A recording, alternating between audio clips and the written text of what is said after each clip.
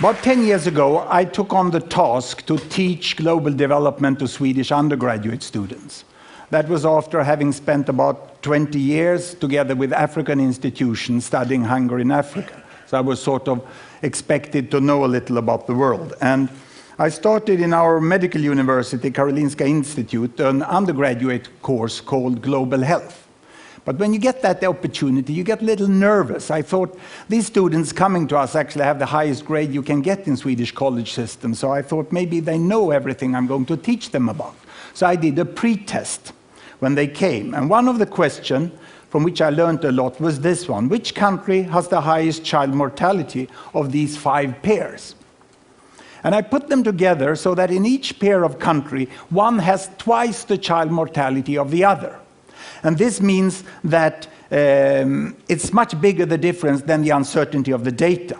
I won't put you at a test here, but it's Turkey, which is highest there, Poland, Russia, Pakistan, and South Africa. And these were the results of the Swedish students. I did it so I got a confidence interval, which was pretty narrow, and I got happy, of course. I had 1.8 right answer out of 5 possible. That means that there was a place for a professor of international health and for my course. But one late night, when I was compiling the report, I really realized my discovery. I have shown that Swedish top students know statistically significantly less about the world than the chimpanzees.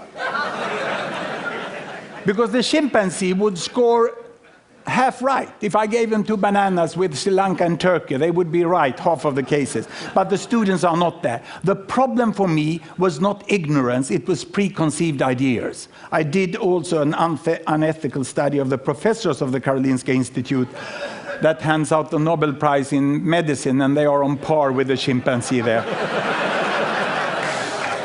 So this is where I realized that there was really a need to communicate, because the data of what's happening in the world and the child health of every country is very well aware. So we did this software which displays it like this. Every bubble here is a country. This country over here is this is China. And this is India. The size of the bubble is the population. And on this axis here, I put fertility rate. Because my students, what they said when they looked upon the world, and I asked them, what do you really think about the world? Huh? Well, I first discovered that their textbook was Tintin mainly. And they said the world is still we and them. And we is Western world, and them is third world. And what do you mean with Western world? I said, well, that's long life in small family, and third world is short life in large family. So this is what I could display here.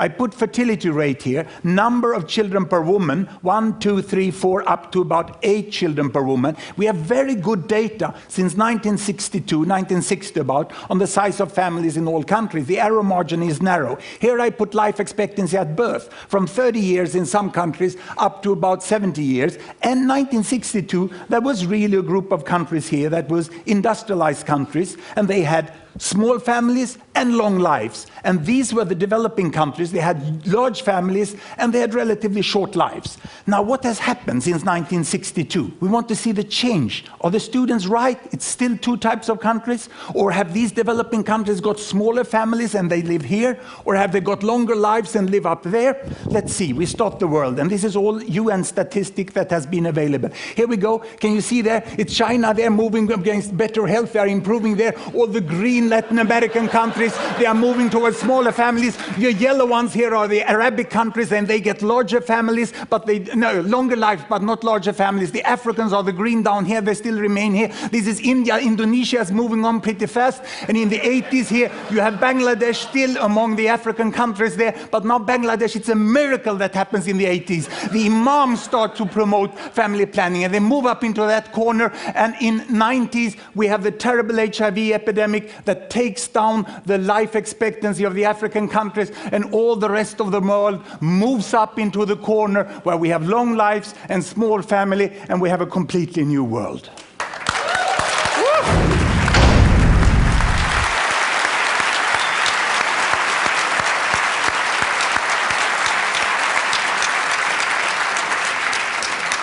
Let me make a comparison directly between United States of America and Vietnam.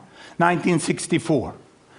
America had small families and long life. Vietnam had large families and short lives, and this is what happens. The data during the war indicate that even with all the death, there was an improvement of life expectancy. By the end of the year, the family planning started in Vietnam, and they went for smaller families, and the United States up there is getting for longer life, keeping family size, and in the 80s now, they give up communist planning and they go for market economy, and it moves faster even than social life. And today we have in Vietnam the same life expectancy and the same family size here in Vietnam 2003 as in United States 1974 by the end of the war.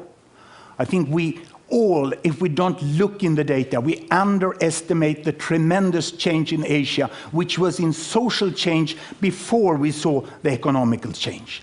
So let's move over to another way here in which we could display the distribution in the world of the income. This is the world distribution of income of people. $1, $10, or $100 per day. There's no gap between rich and poor any longer. This is a myth. There's a little hump here. But there are people all the way. And if we look where the income ends up, the income, this is 100% of world's annual income. And the richest 20%, they take out of that about 74%.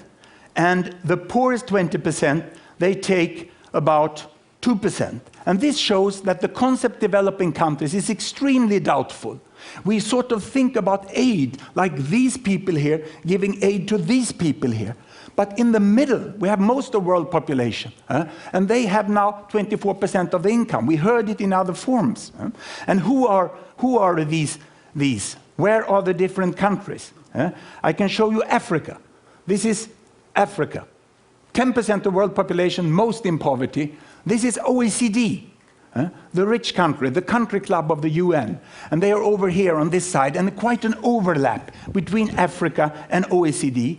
And this is Latin America. It has everything on this earth, from the poorest to the richest in Latin America. And on top of that, we can put East Europe, we can put East Asia, and we put South Asia. And how did it look like if we go back in time to about 1970? Then there was more of a hump. And we have most who lived in absolute poverty were Asians. The problem in the world was the poverty in Asia. And if I now let the world move forward, you will see that while population increase, there are hundreds of millions in Asia getting out of poverty, and some others get into poverty. And this is the pattern we have today. And the best projection from the World Bank is that this will happen. And we will not have a divided world. We will have most people in the middle. Of course, it's a logarithmic scale here. But our concept of economy is growth with percent. We look upon it as a possibility of percentage increase. If I change this and I take GDP per capita instead of family income, and I turn these individual data into regional data of gross domestic product, and I take the regions down here, the size of the bubble is still the population, and you have the OECD there, and you have sub-Saharan Africa there, and we take off the Arab states there, coming both from Africa and from Asia, and we put them separately, and we can expand this axis, and I can give it a new dimension here by adding the social values there, child survival. Now I have money on that axis, and I have the possibility of children to survive there. In some countries, 99.7% of children survive to 5 years of age, others only 70. And here it seems that there is a gap between OECD, Latin America, East Europe, East Asia, Arab states, South Asia, and Sub-Saharan Africa. The linearity is very strong between child survival and money. But let me split Sub-Saharan Africa. Health is there, and better health is up there. I can go here, and I can split Sub-Saharan Africa into its countries. And when it bursts, the size of each country bubble is the size of the population. Sierra Leone down there, Mauritius up there. Mauritius was the first country to get away with trade barriers, and they could sell their sugar, they could sell their textiles on equal terms as the people in Europe and North America. There's a huge difference between Africa, and Ghana is here in the middle. In Sierra Leone, humanitarian aid. Here in Uganda, development aid. Here, time to invest. There you can go for holiday. It's a tremendous variation within Africa, which we very often make that it's equal everything. I can split South Asia here. India is the big bubble in the middle, but huge difference between Afghanistan and Sri Lanka. And I can split Arab states. How are they? Same climate, same culture, same religion, huge difference. Even between neighbors. Yemen, civil war, United Arab Emirates money, which was quite equally and well used. Not as the myth is. And that includes all the children of the foreign workers who are in the country. Data is often better than you think. Many people say that data is bad. There is an uncertainty margin. But we can see the difference here, Cambodia, Singapore. The differences are much bigger than the weakness of the data. East Europe, Soviet economy for a long time, but they come out after 10 years very, very differently. And there is Latin America. Today we don't have to go to Cuba to find a healthy country in Latin America. Chile will have a lower child mortality than Cuba within some few years from now. And here we have high-income countries in OECD, and we get the whole pattern here of the world, which is more or less like this. And if we look at it, how it looks the world, in 1960, it starts to move, 1960. This is Mao Zedong. He brought health to China. And then he died, and then Deng Xiaoping came and brought money to China and brought them into the mainstream again.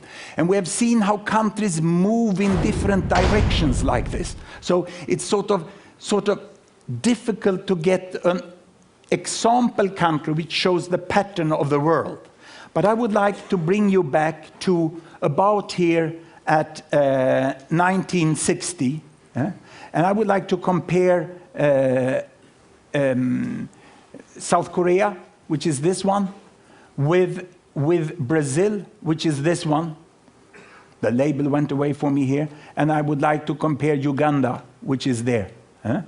And I can run it forward like this. And you can see how South Korea is making a very, very fast advancement, whereas Brazil is much slower. And if we move back again here, and we put on trails on them like this, you can see again that the speed of development is very, very different. And the countries are moving more or less in the same rate as money and health. But it seems you can move much faster if you are healthy first than if you are wealthy first. And to show that, you can put on the way of United Arab Emirates. They came from here. A mineral country. They catch all the oil, they got all the money, but health cannot be bought at the supermarket. You have to invest in health. You have to get kids into schooling. You have to train health staff. You have to educate the population. And Sheikh Zayed did that in a fairly good way. And in spite of falling oil prices, he brought this country up here. So we got a much more mainstream appearance of the world, where all countries tend to use their money better than they used in the past. Now, this is more or less if you look at average data of the countries. They are like this. Now, that's dangerous to use average data because there's such a lot of difference within countries. So if I go and look here, we can see that Uganda, that today is where South Korea was 1960. If I split Uganda, there's quite a difference within Uganda. These are the quintiles of Uganda. The richest 20% of Ugandans are there. The poorest are down there. If I split South Africa, it's like this. And if I go down and look at Niger, where there was such a terrible famine lastly, it's like this. The 20% poorest of Niger is out here, and the 20% richest of South Africa is there, and yet we tend to discuss on what solutions there should be in Africa. Everything in this world exists in Africa. And you can't discuss universal access to HIV for that quintile up here with the same strategy as down here. The improvement of the world must be highly contextualized. And it's not relevant to have it on regional level. We must be much more detailed. We find that students get very excited when they can use this. And even more policymakers and the corporate sectors would like to see how the world is changing. Now, why doesn't this take place? Why are we not using the data we have? We have data in the United Nations, in the national statistical agencies, and in universities and other non-governmental organizations, because the data is hidden down in the databases. And the public is there, and the internet is there, but we have still not used it effectively. All that information we saw changing in the world does not include publicly funded statistics. There are some web pages like this, but they take some nourishment down from the databases, but people put prices on them. Stupid passwords and boring statistics. And this won't work. So what is needed? We have the databases. It's not a new database you need. We have wonderful design tools, and more are added up here. So we started a non-profit venture, which we called Linking Data to Design. We call it Gapminder, from London Underground, where they warn you, mind the gap. So we thought Gapminder was appropriate. And we started to write software which could link the data like this. And it wasn't that difficult. It took some person years, and we have produced animations. You can take a data set and put it there. We are liberating UN data. Some few UN organizations, some countries accept that their databases can go out on the world. But what we really need is, of course, a search function. A search function where we can copy the data up to a searchable format and get it out in the world. And what do we hear when we go around? I've done anthropology on the main statistical units. Everyone says it's impossible. This can't be done. Our information is so peculiar and detailed, so that cannot be searched as other can be searched. We cannot give the data free to the students, free to the entrepreneurs of the world. But this is what we would like to see, isn't it? The publicly funded data is down here, and we would like flowers to grow out on the net. And one of the crucial points is to make them searchable, and then people can use the different design tool to animate it there. And I have a pretty good news for you. I have a good news that the present new head of UN Statistics, he doesn't say it's impossible. He only says we can't do it. And that's a quite clever guy. Huh? So we can see a lot happening in data in the coming years. We will be able to look at income distributions in completely new ways. This is the income distribution of China, 1970. This is the income distribution of the United States, 1970. Almost no overlap. Almost no overlap. And what has happened? What has happened is this. That China is growing, it's not so equal any longer, and it's appearing here, overlooking the United States, almost like a ghost, isn't it? Huh? It's pretty scary.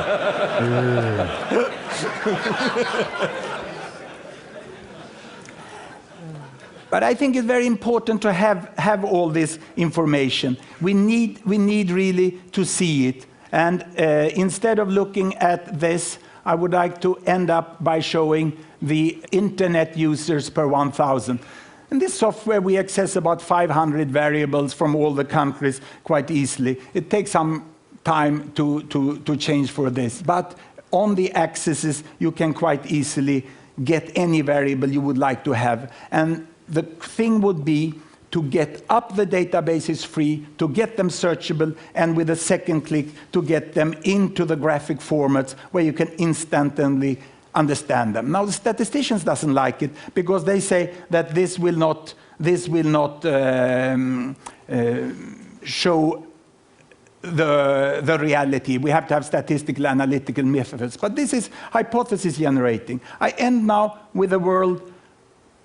There the internet are coming, the number of internet users are going up like this. This is the GDP per capita, and it's a new technology coming in, but amazingly how well it fits to the economy of the countries. That's why the $100 computer will be so important. But it's a nice tendency. It is as if the world is flattening off, isn't it? These countries are lifting more than the economy. And it will be very interesting to follow this over the year, as I would like you to be able to do with all the publicly funded data. Thank you very much.